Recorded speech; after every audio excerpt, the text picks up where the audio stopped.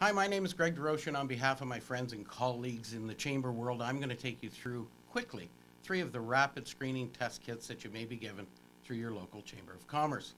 So, here are the tests. I'm going to first go through the rapid response test. This is one of the more popular ones of late, and I'm not sure whether you've had it, but it comes with a number of things. You've got your vial, your plastic little vial. There's also an end for that vial, so once you do your test, you'll have to set this end on, and I'll show you how to do that. You also get a little, kind of a little package with a twist-off top of the buffering agent. This is, of course, important because that's what activates the test.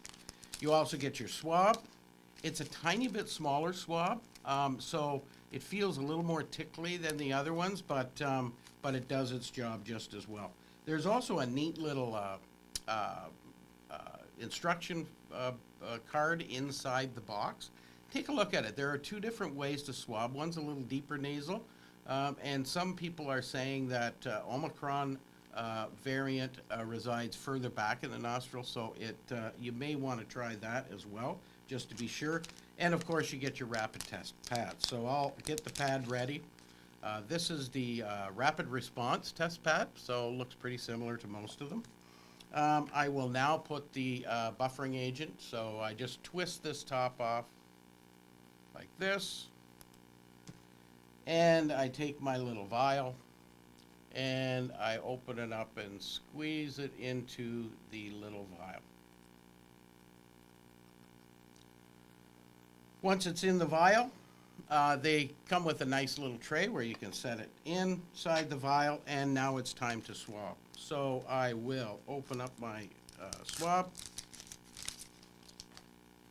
Here is a swab. This one's a little bit bent, I guess, but just up inside the nose, as deep as you can. This one tickles a little bit more than most, but you want to make sure you're up inside there for at least 5 to 7 seconds. It is a little bit tickly at first. It's almost like having a little a feather up your nose to some degree, but you do get used to it fairly quickly.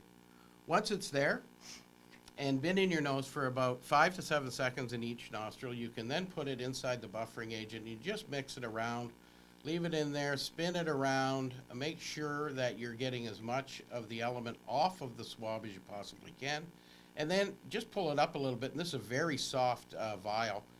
You just kind of squeeze it out like that, and then you're all set. And then you take this little cap that's on the end. It's got a little filter system, and that is actually the dropper end as well. You put it on the vial, and then you take your test pad, and the rapid response only requires 3 drops. So you put it in the circle end, the round end of the test pad. 1, 2, and 3. And then we set that aside and we wait for our result. Usually takes 10 to 15 minutes. Don't be alarmed if you don't see a reaction to it right away. Please give it the full 10, maybe even 15 minutes, because we have had, actually my personal experience was, my result, my positive line, came up at about the 15-minute mark. It wasn't evident until after that one. So that's the rapid response. Now I'm going to show you the Veritor. The Veritor comes, nice little handy box as well. And the vials for the Veritor are already preloaded. So these are quite convenient. I rather like them. They come in a little sealed cap on the end, and I'll show you how to work that in a minute. And then, of course, you've got your test pad.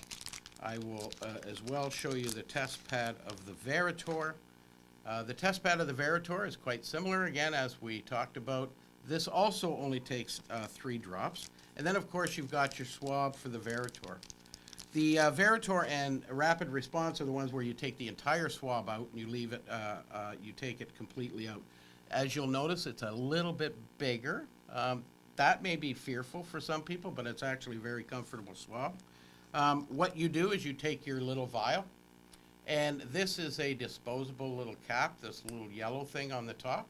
And then you'll notice that there is a lid there to snap on after you finished putting the swab in. So there's what your vial looks like. You can put it in the little tray and swab. Same thing, 5 to 7 seconds in each nostril.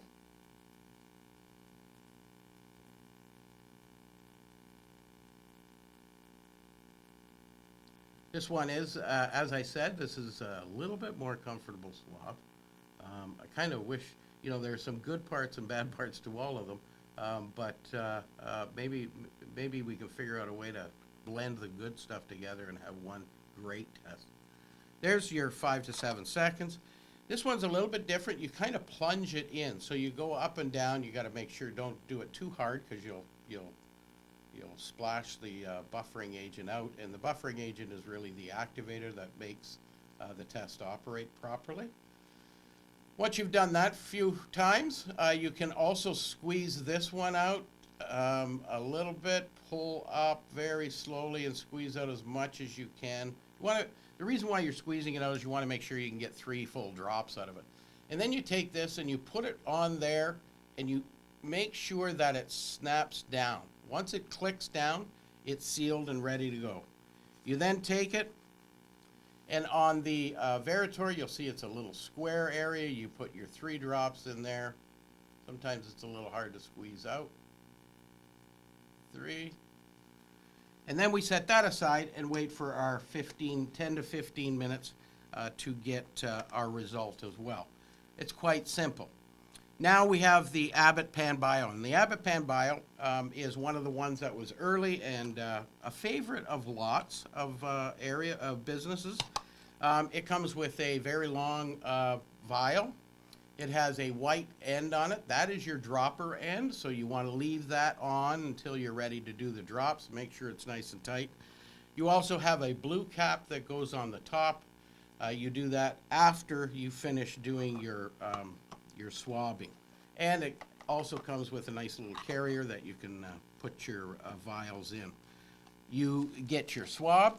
It's kind of an in-between the Rapid Response and the Veritor in size, but also a very comfortable one. And of course you get your test pad with it as well. We'll get the test pad out and I'll give you a look at that one. Most of you maybe have used this one, so it's would be quite familiar to you.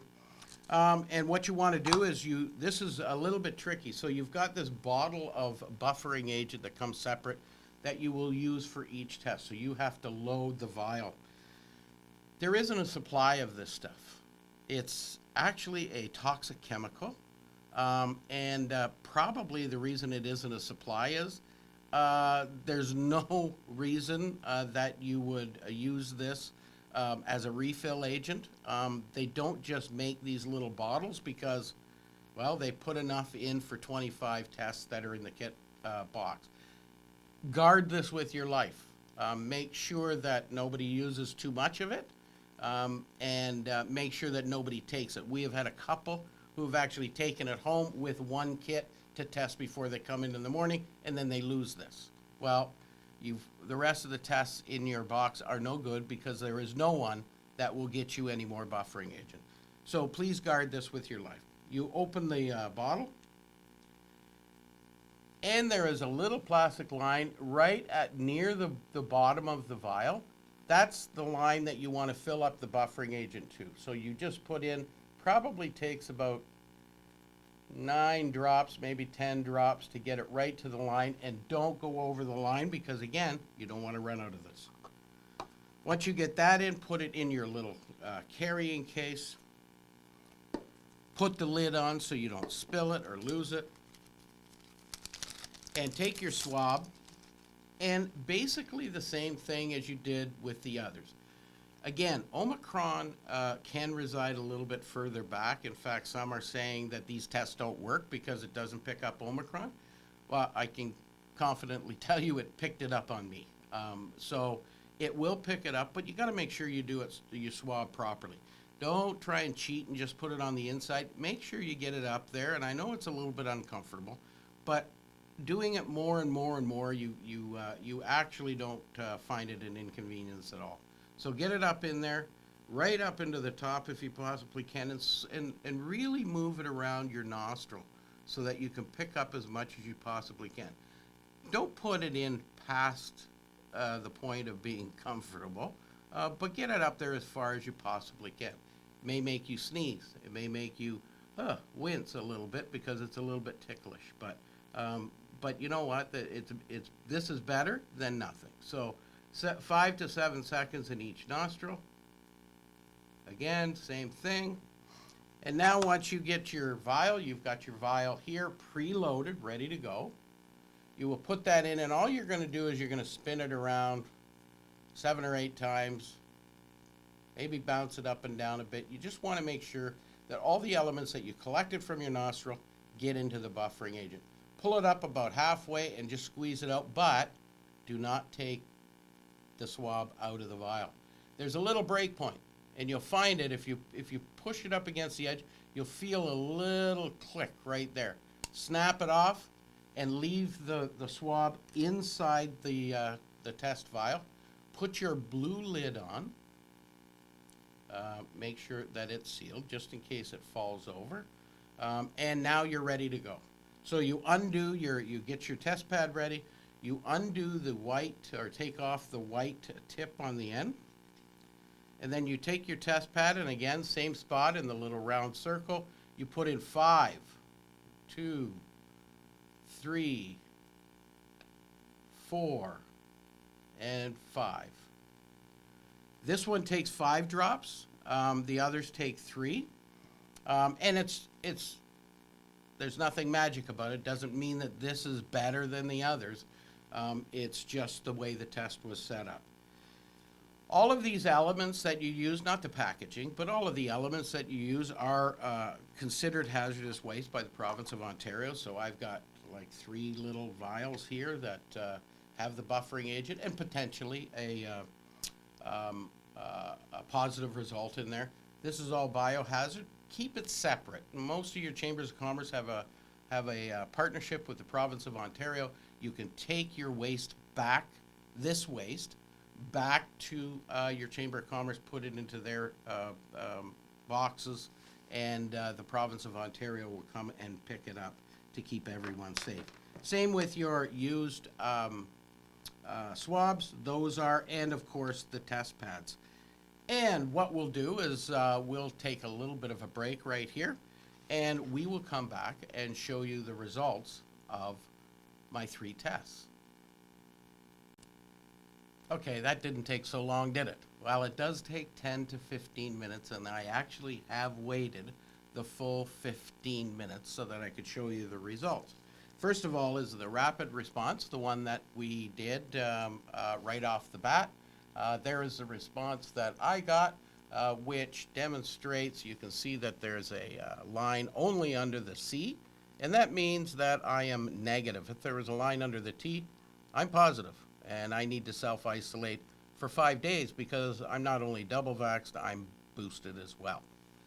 Now the Veritor, this is the one that I tell people to, you can put more than 3 drops in if you want. Sometimes it gives a little darker line.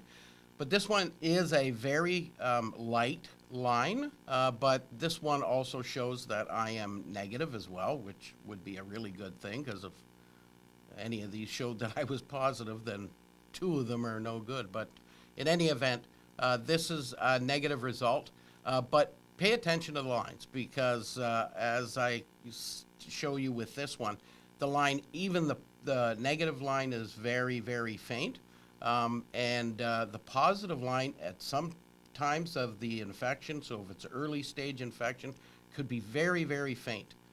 So you really need to pay attention to it, make sure you give the whole 15 minutes.